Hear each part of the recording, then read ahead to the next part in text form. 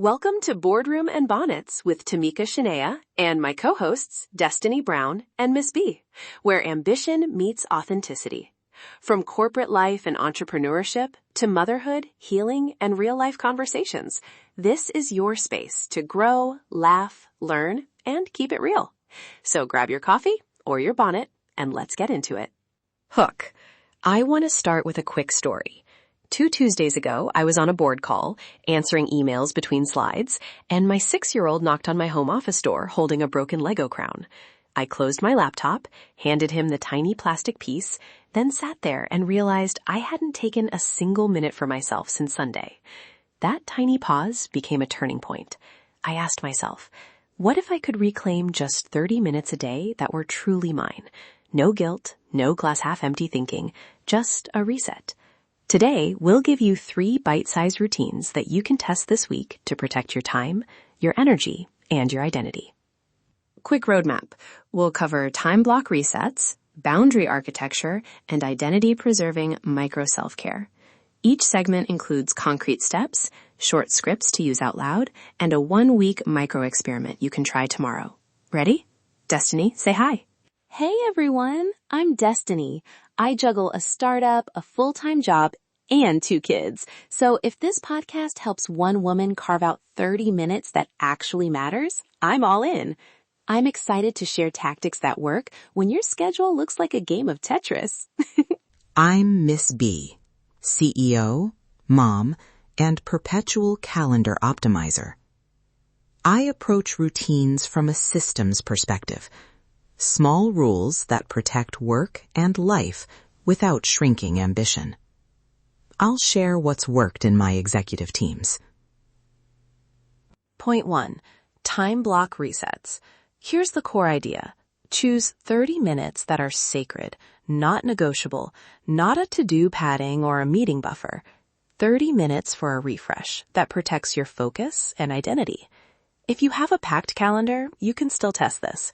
I'll walk through a quick template, then Destinee will give a family-friendly example. Okay, practical stuff. First, pick when your 30 minutes will live, morning, lunch, or evening. I blocked mine at 2:30 p.m., right after school pickup. The rule, my phone goes on Do Not Disturb, I tell my household, and I label it in my calendar as Tamika time or whatever feels sacred. People actually respect a named block because it sounds intentional. Second, make it tiny but impactful. 10 minutes to breathe and stretch, 10 minutes for a focused creative task, 10 minutes for a quick call that feeds your soul. It adds up.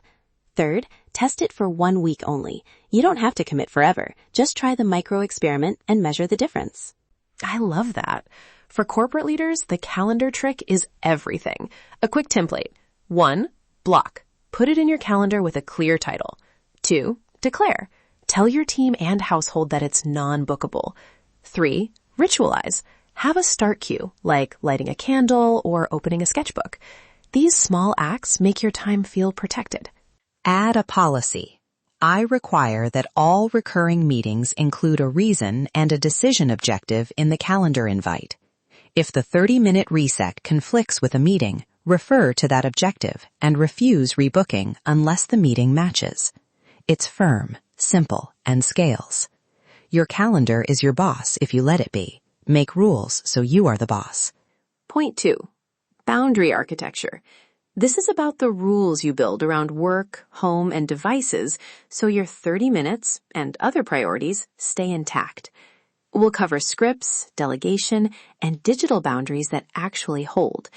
Destinee, what's a simple script a mom could use to set a boundary without feeling rude? My go-to? I'd love to talk. Can we do X time instead? Right now I'm in a focus block. Short, clear, and it signals value. If it's family, I add a soft buffer. I have 30 minutes to finish this, then I'm all yours. You protect your work and you protect the relationship. Often people just need a time to meet you halfway. For teams, implement delegation protocols. Who owns decisions under specific thresholds?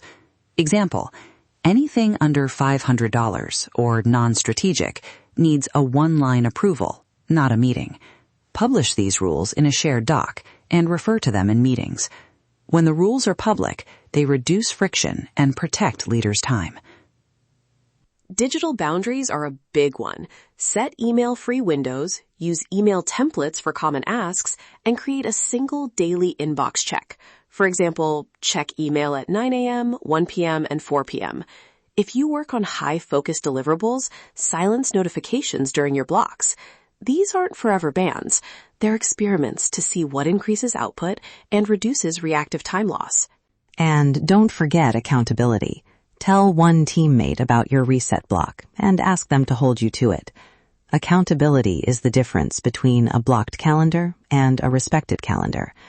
Teams will adapt when leaders model boundaries. Point 3. Identity-preserving micro self-care.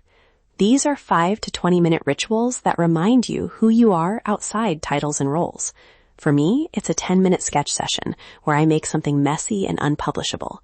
It's not productivity. It's reclamation. Make this time non-negotiable by adding it to your sacred 30 minutes or tucking it into the margins of your day.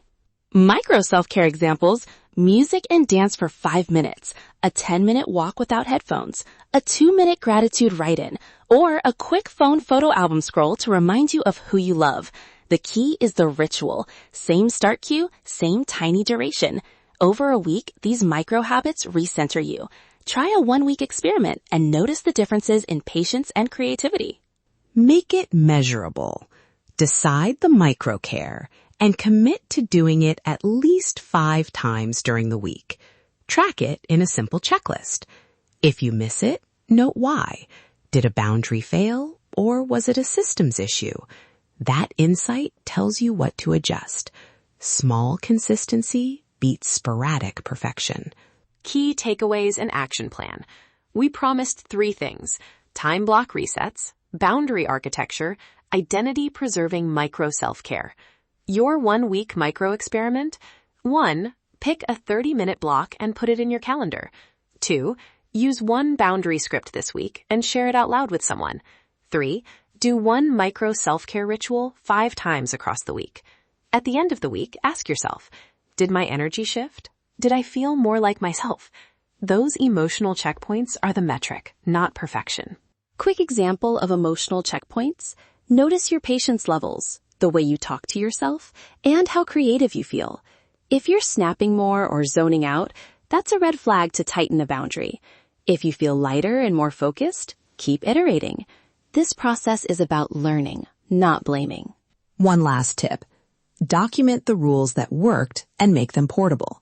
Add them to a personal operating manual. When life shifts, you'll have a playbook to reapply instead of starting from scratch. Systems anchor identity. CTA. If you like this episode, subscribe for more tactical panels like this one. Try the 1-week micro experiment and message us. Tell us what worked, what didn't, and how you adapted. We'll share listener stories in upcoming episodes. Polished in the boardroom, protected in the bonnet. Outro. Thanks for tuning in to Boardroom and Bonnets. Be sure to subscribe, leave a review, and share this episode with another powerhouse woman. Until next time, stay ambitious, stay authentic, and don't forget the bonnet.